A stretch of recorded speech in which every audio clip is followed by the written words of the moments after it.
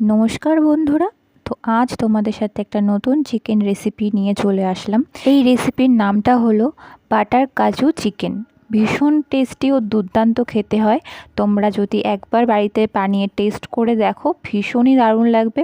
Chicken তো আমরা বিভিন্ন নানা রকম স্বাদে রান্না করি, তো এই রেসিপিটা ভীষণই ভালো আর খুব দুর্দান্ত অসাধারণ খেতে হয়। তো চলো আমি দেখিয়ে দিই আমি কীভাবে রান্নাটা করলাম। তো ফার্স্টে নিয়েছিলাম আদা বাটা, রসুন বাটা, কাঁচা লঙ্কা বাটা আর পেঁয়াজ বাটা। এবার চিকেনগুলোর সাথে এই বাটা মশলাগুলো দিয়ে আর সাথে একটু লেবু দিয়ে আমি ভালো করে চিকেনটাকে ম্যারিনেশন করে নেব। তো ফার্স্টে আমি লেবু দিয়ে দিলাম চিকেনের উপরে, আর দিয়ে দিলাম বাটা মশলাগুলো, যেগুলো আমি ভালো করে ম্যারিনেশন করে নেব। আর হ্যাঁ, এখানে কোনো আমি গুঁড়ো মশলা ব্যবহার করছি না আপাতত। আমি জাস্ট এই মশলাগুলো দিয়ে আমি ম্যারিনেশন করে রাখবো কিছুক্ষণ। আর এর মধ্যে টক দই দেওয়া যায়, বাট টক দই আমি দিইনি, এর বদলে আমি লেবুটা দিয়েছি। এরপর আমি কাজু বেটে নেব। আর হ্যাঁ, আমি করে নিচ্ছি পেঁয়াজ বেরেস্তা। এখানে একটা ট্রিক্স আছে, পেঁয়াজ বেরেস্তা অনেকে দেয় অনেকে দেয় না, বাট আমি এখানে গার্নিশের জন্য পেঁয়াজ বেরেস্তা করে নিচ্ছি। জাস্ট লাস্টে আমি গার্নিশনের জন্য এই পেঁয়াজ বেরেস্তাটা দিয়ে দেব। তো আমার এখানে অলমোস্ট পেঁয়াজ বেরেস্তা হয়ে গেছে, আমি এখানে তুলে নিচ্ছি। বেশি লাল লাল করিনি, বেশি কালো কালোও করিনি। তারপরে দিয়ে দিচ্ছি তেলের মধ্যে লবঙ্গ আর এলাচ, আর ওই তেলেই দিয়ে দিচ্ছি ম্যারিনেশন করা মাংসটা।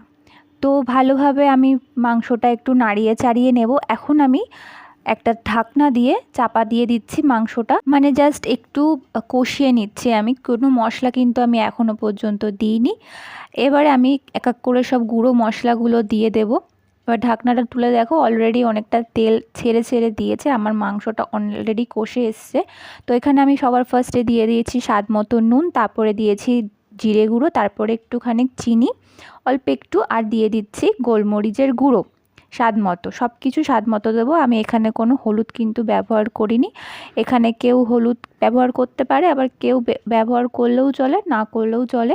তো আমি ভালোভাবে কষিয়ে নিচ্ছি, আর আস্তে আস্তে মাংসটা ভালোভাবে কষিয়ে নিচ্ছি। দেখো এখানে কিন্তু তেলটা ছেড়ে দিয়েছে মাংসর থেকে। এইবারে আমি দিয়ে দিচ্ছি কাজু বাটা। তো তারপর আমি দিয়ে দিলাম পরিমাণ মতো একটু গরম জল, দিয়ে আমি ভালো করে ফুটিয়ে নেব। তো আমি ঢাকা দিয়ে দিলাম আবারও। এরপর আমি দেখে নিচ্ছি যে মাংসটা কষেছে কিনা। মোটামুটি ভালোভাবে কষে গেছে মাংসটা, মানে ফুটে গেছে। এবারে আমি কি করব, গ্যাসটা বন্ধ করে দিলাম। এবারে আমি সার্ভ করে নেব মাংসটাকে।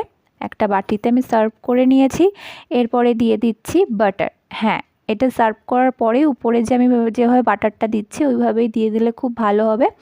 তো তারপরে আমি দিয়ে দিচ্ছি পেঁয়াজ বেরেস্তা, একটু সাজিয়ে দিচ্ছি দেখো। তো এরমভাবে পেঁয়াজ বেরেস্তা আর বাটারটা লাস্টে দিয়ে দিলে খুব ভালো হয় টেস্টটা। তো হয়ে গেল আমার এখানে বাটার কাজু চিকেন। তো দেখো যেমন দুর্দান্ত লাগছে দেখতে, খেতেও কিন্তু দারুণ টেস্ট হয়েছিল। তোমরা বাড়িতে এভাবে একবার বানিয়ে দেখতে পারো। আশা করছি তোমাদেরও খুব ভালো লাগবে। আর হ্যাঁ, রেসিপিটা ভালো লাগলে like, comment, share and subscribe করে দিও। টাটা।